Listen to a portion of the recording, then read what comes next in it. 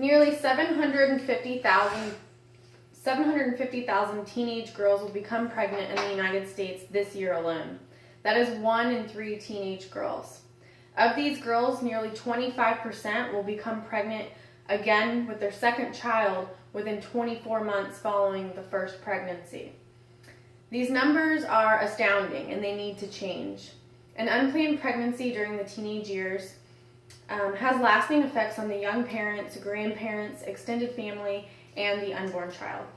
Comprehensive sex education should be mandated in the United States education system for all children aged 12 years and younger. Today I will explain to you why teenage pregnancy continues to be a major concern for American citizens, some possible solutions that will allow our youth to have an opportunity to take control of their health and future, and why it is important to implement comprehensive sex education in the U.S. public education system. First, to understand, you must be aware of the problems associated with teen pregnancy. So one of the problems is that teenagers have a much higher risk of pregnancy-related medical problems when compared to older women. A lot of their risk factors include toxemia, hypertension, premature delivery, and placenta previa. The reason for this is because many young teens do not get the appropriate prenatal care that they need, and also they're unaware of the risk of alcohol and drug abuse during pregnancy. In addition, about half of all STDs diagnosed each year are diagnosed to teens.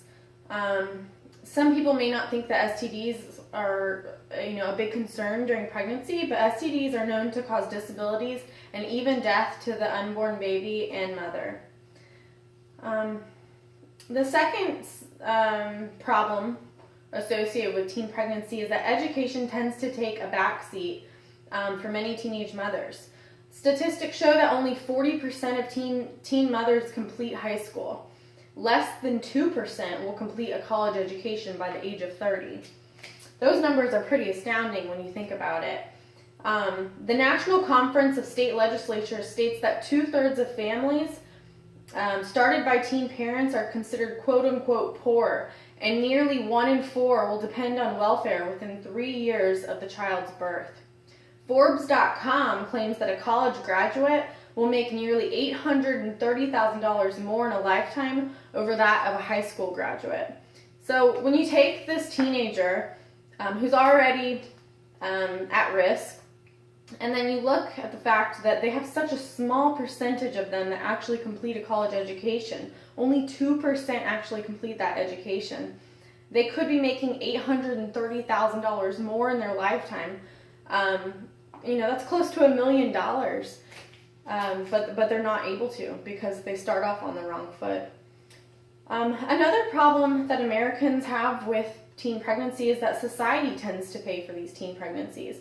According to thinkprogress.org, it is estimated that over the course of his or her lifetime, a high school dropout cost the nation approximately $260,000 in lost earnings, taxes, and productivity. So not only are they not making the money that they could be making for themselves, but they're actually costing the country money as well. Moreover, the U.S. Department of Health and Human Services states that teen childbearing costs U.S. taxpayers between $9.4 and $28 billion a year through public assistance programs, lost tax revenue, greater expenditures for public health care, foster care, and criminal justice services. So the U.S. Department of Health and Human Services is taking into account a much bigger picture, but ultimately these teens and their children are costing the country money. Now that you have some knowledge on the problem, let's explore the 2 main options to help prevent teen pregnancy. The 2 main programs that are in our education systems include abstinence-only education and comprehensive sex education. Abstinence-only education is a form of sex education that teaches teenagers not to have sex outside of marriage. For 2 decades, the federal government has spent millions of taxpayer dollars on abstinence-only programs. These programs offer information to teenagers that suggests that sexual behavior is morally appropriate, but only in the context of marriage. Now, consider that versus comprehensive sex education. Comprehensive sex education, according to Planned Parenthood, includes information and concerns about abstinence, body image, contraception, gender, human growth and development, human reproduction, pregnancy, relationships, safe sex, sexual attitudes and values, sexual anatomy and physiology, sexual behavior, sexual health, and sexual orientation. So it covers a very broad range of topics and also includes abstinence in its teaching. The Planned Parenthood website goes on to explain that these programs are grounded in evidence-based, peer-reviewed science. Its goal is to promote health and well-being in a way that is developmentally appropriate for its audience. So lastly, I will explain why I believe that it is important to implement comprehensive sex ed in the U.S. public education system versus abstinence-only education. So we need to focus on statistics and facts as they relate to education and teen pregnancy. So scientific evidence suggests that teenagers who receive comprehensive sex ed are better prepared and less likely to become teen parents when compared to those who receive abstinence-only education. A study conducted by Mathematica Policy Research Incorporated found no evidence that abstinence-only programs increased rates of sexual abstinence. So when comparing children who receive abstinence-only education versus those who receive no education or comprehensive sex ed, they had no change in the number of students who were abstinent. Let's see. Students in the abstinence-only marriage programs had a similar age of first sex and similar number of sexual partners as their peers who were not in the programs. The SIECUS website reports a significant finding from the Journal of Adolescent Health that studied over 1,700 teenagers.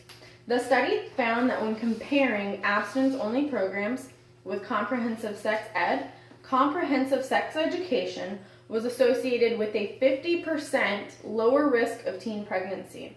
In addition, abstinence-only programs were not significantly associated with a delay in the initiation of vaginal intercourse. So with comprehensive sex ed, we have a 50% decrease in teen pregnancy.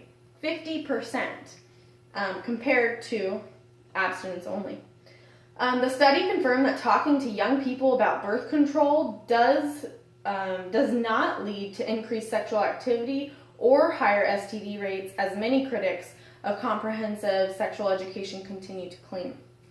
So, with a decrease in teen pregnancy, we'll have more young people complete college and enter the workforce. With more teens completing college, less money will be spent on government assistance, and these teens will become productive members of society. In addition, the cycle will end. According to Dr. Phil website, daughters of teen moms are 3 times more likely to become teen mothers themselves.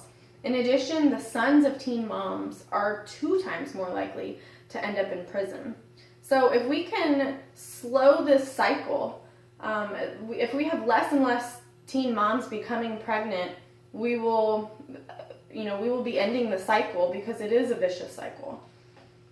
So today I spoke to you about the problems associated with teen pregnancy, 2 possible solutions to help decrease the rate of teen pregnancy, and why it is important to implement comprehensive sex education in our U.S. education system. Comprehensive sex education should be mandated in the U.S. public education system for all children aged 12 and older. Now, try to remember what it looked like when you were 16 years old. For most, it was a time of freedom. It was a time between childhood and adulthood with very few responsibilities. Now imagine learning that you are about to be a parent. Is there any way that you could even financially support yourself? Could you support a baby? The mountains that these young people need to overcome are overwhelming. The teenagers, their parents, and these new babies will unfortunately suffer the consequences of young parenthood. In order to successfully decrease the number of unintended teenage pregnancies, we must do what the scientific evidence suggests. We must support comprehensive sex education in our public education system. Now, after listening to this speech, what is your opinion on the topic of sex education? If you had a teenage child, would you want ineffective education implemented in their school, or would you support scientifically proven comprehensive sex education?